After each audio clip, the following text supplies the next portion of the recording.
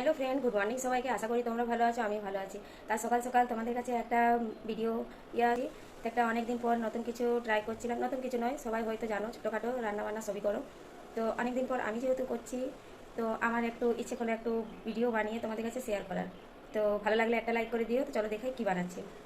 তো এই বেটারের মধ্যে দেখতেই পাচ্ছ চাল বাটা রয়েছে, আর লাউটাকে একদম গ্রেট করে তার মধ্যে লঙ্কা কুচি, পেঁয়াজ কুচি, নুন, হলুদ আর একটু পাস্তা মশলা দিয়েছি, আর তার একটু টেস্ট বাড়ানোর জন্য গোলমরিচ ছেঁচে অল্প দিয়ে দিয়েছি যাতে টেস্টটা একটু ভালো আসে।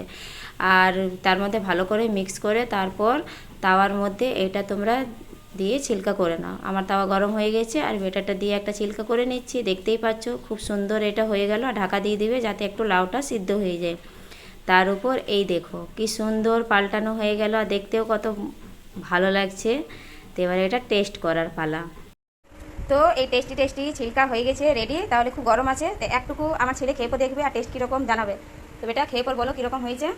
খুব ভালো হয়েছে। আরেকটু খা। আমি আরো খাবো এখন। একটু দেখ কীরকম লাগছে বল। ভালো লাগছে খেতে? নুন কীরকম আছে? নুন একদম ফাটাফাটি।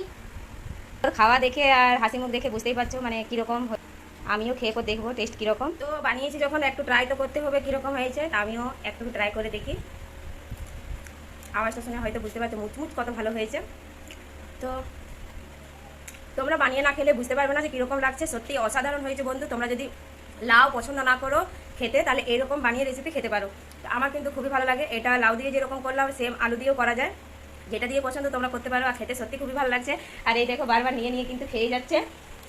অর্ধেকটা শেষ করে দিয়েছে খেয়ে পর, আর আরেকটুকু আছে, ওটা দিয়ে একটা আমি বানাবো। তো কমপ্লিট করবো। তো আজকের ব্লগটা এখানেই শেষ করছি। যদি ভালো লাগে একটা লাইক করে দিও, কমেন্ট করে দিও। তো আজকের জন্য টাটা।